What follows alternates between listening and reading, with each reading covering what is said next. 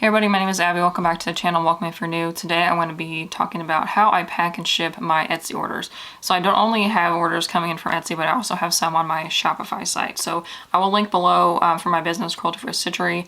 I have an Etsy and a Shopify on there, and then I also have an Instagram if you want to check that out. I do behind the scenes kind of stuff on my stories there. But today I want to be talking about how I pack and ship my orders. So that can kind of be daunting, and you'll see all these pictures of people that are Etsy sellers or whatever on Instagram and stuff, like with all of these packages, and you're like, how do they do that? Basically, the first thing that you're going to need, you need to have a scale before you even start selling, a scale to weigh the items, because it is way cheaper and way faster to have Etsy or whatever site you're using calculate the shipping for you. Especially it is way cheaper for the customer. They know exactly what the price is going to be, and all you have to do is put in the weight of the item and the size of the package, and it will give you the price for the shipping. And you can also see different options, like if you're going to go with first class mail or priority or express or whatever. 99% of my customers pick first class. I've only had, I think, 2 orders so far go to Canada, but everything else has been in the United States.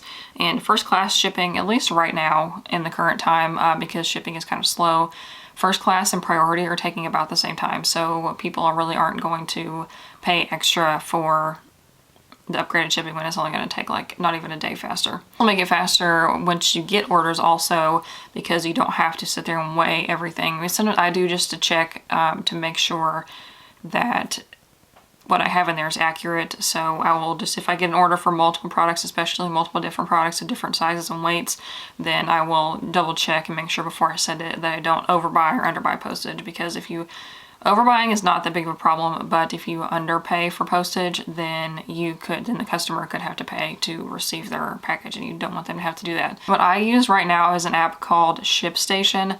I know I'm gonna just give a disclaimer that you have to pay for it, but if you're making, I would say probably, I started using it more frequently when I was getting over 10 orders a day. But if you're getting like an order every now and then I would not invest in Shipstation, because just don't. You can use Pirate Ship. I have not tried it yet. That is on my next to-do list because the Pirate Ship is free and you get the same discount. So you get the same price on shipping, whether you ship from Etsy or Shipstation or Pirate Ship. I'm pretty sure they're all the same because they get the bulk like commercial rate with the USPS, and it's just pretty much the same. Like if I ship with Shipstation on order from Etsy, it's going to be the same price for shipping. And I would suggest Shipstation if you like, for people who have grown their business and have like multiple people working on orders, because you can have multiple logins for Shipstation and like assign batches of products or of orders to different people.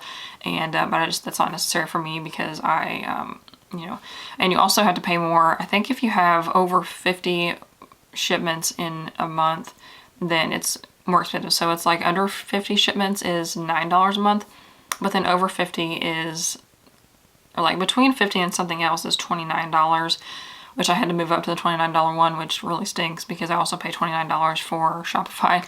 But so I would not suggest, if you're first starting out, to use Shopify if that $29 is not going to save you that amount of money and time. I mean, I think it has saved me some time and energy, just because you can, like with Etsy, most of the time you're going to like individually pick each one and package, like print the packing list, ship it. So I think for just starting out, use Etsy's like shipping thing, it's fine. Also, if you want, I would suggest if you're serious about it, you want this to be like a full-time thing, I would get a label printer, because that saved me a lot of time. I used to print labels on a packing sheet and like on printer paper and then like tape them, but number one, my business is eco-friendly, so I can't be using plastic tape like that. And also it took a lot of time to like cut out the thing and tape it and all that stuff. So, but you can get one I got mine. I did not get the Rollo one. The Rollo printer is what most people use, but I got one that's a little bit cheaper from Amazon.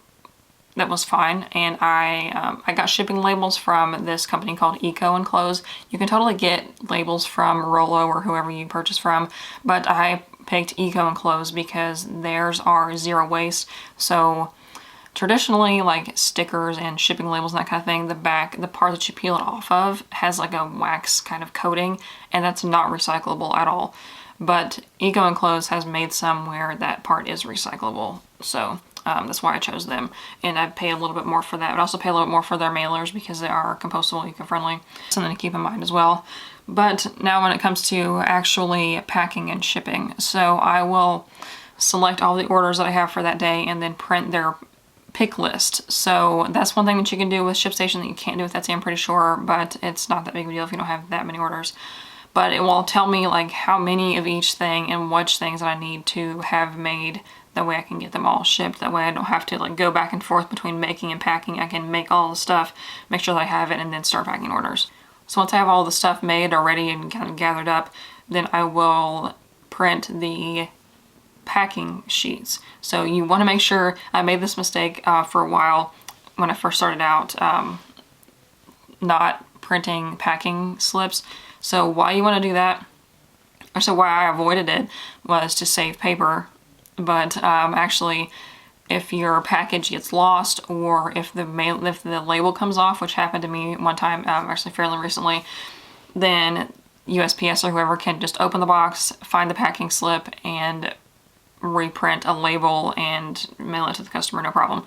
I didn't have a packing slip, but luckily I had a business card in there, and they were able to email me and say, hey, we have one of your packages, where are we supposed to send it? So make sure you have a packing slip in there because it has your address and the customer's address on it. And what I do for those, I mean, you can obviously print them on plain printer paper, but I kind of made like a bigger business card, like a postcard size with Vistaprint, and which they're not sponsoring this video, but I mean, if they want to later, you can call me. But I basically made a little sheet that said like, thanks for your order, here's a coupon for your next order, here's where you can find us on social media, you can shop our products anytime at quiltforstitcher.com. And then on the back side, I left it blank, so that way I could print on the back the invoice. So once you've got all those printed out, I will handwrite notes on my packing slips, because there's usually a pretty big space at the bottom if I do it that way to write something or whatever. So I'll write like, thanks for supporting small business, thanks for your order, or hope you enjoy, something like that. And I do that in my brand color. So my brand color is purple, and I write with purple Sharpie. Which that's, I mean, I think handwritten notes are not like crucial, but they really help, you know, like drive home that the person bought from a small business and you're a person that's like, you know, solely responsible for doing everything. I think it's a little bit nicer for them. And then if you are into, like, if your stuff is kind of more fancy, I don't know how to put that, but if you want to like wrap your stuff in tissue or something like that, package it nicely, then I would do that at this point. And then I just throw my stuff in the bag because my customers are more concerned about eco-friendly, zero waste, that kind of thing. So I'm not going to be wrapping stuff unnecessarily, but nothing wrong with that if you want to do that, if it fits in with your business. If you have like a tissue paper that kind of matches your branding, or even there's companies you can buy custom tissue paper with like your logo on it. And then I will lay out each order. So I will take on my table, I'll like lay out the packing lists, and then take all of the stuff that I've gathered that go in the orders, and then kind of lay it on top of the packing list. That way I kind of can know everything, and then I make sure each thing is correct and accurate, and I have all the right stuff for each one. So what you want to do next is go through and pick the appropriate size of mailer for your products. If you have different sizes, or if you just have one size, then it's fine. But I have a few different sizes, like my face masks have to go in this thin flat one, and then my like cotton towels and that kind of thing are bigger, so they have to go in a bigger mailer. I try to use mailers when possible because they're a little bit smaller than boxes, and I think boxes can kind of get more expensive and they're heavier than mailers. But if you can get one size of mailer that fits all of your products, even better.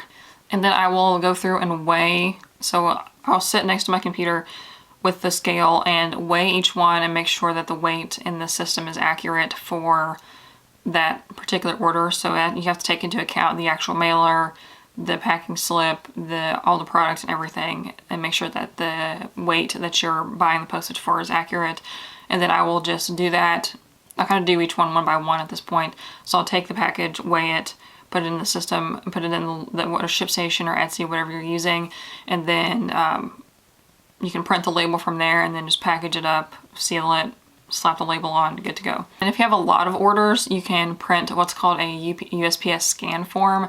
So if you have a bunch, like if you're bringing a big bag or something, then you can print off a scan form, which will help the postal workers a lot, because all they have to do is scan that one paper instead of having to open your bag and scan each individual item, which saves them a lot of time. And also, if you kind of live far away from the post office, or maybe you're just, we don't have time to go out and go to the post office, you can schedule a pickup with USPS as well. I've never done that because my post office is like not even 2 minutes away, and mileage is a tax write-off, so, And also something to think about after I package and ship my orders, I will occasionally go back through my Etsy or my Shopify and click on the tracking numbers for like the previous orders and make sure that they're going, because sometimes they can like forget to scan it or whatever, and you want to make sure that you're on top of knowing where your packages are at and make sure that each one gets delivered at least, just so you're kind of aware of what's going on.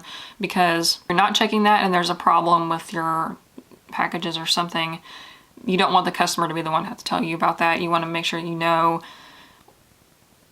kind of if you're not buying the right amount of postage and they're going to be getting returned to you. I know somebody that happened to. They weren't buying the right number of postage because they just assumed that their items were all the same weight, but they weren't, and they got like a huge box of returned mailers because the post office said that they didn't buy the accurate amount of postage. So I was like, I don't want that to happen, because then the customers are like, where's my package? And you're like, I have no idea. That's it for this video. Let me know what you think. If you have any questions or suggestions or anything in the comments, if you have any questions about running a small business, orders, that kind of thing, I'll try to answer those in a future video. And give this video a thumbs up if that was interesting, and subscribe so don't miss any other videos. I do small business kind of stuff like this, and I also do makeup, cruelty-free vegan makeup videos. So go check those out and subscribe so don't miss any other ones, and I will see you in the next one. Bye.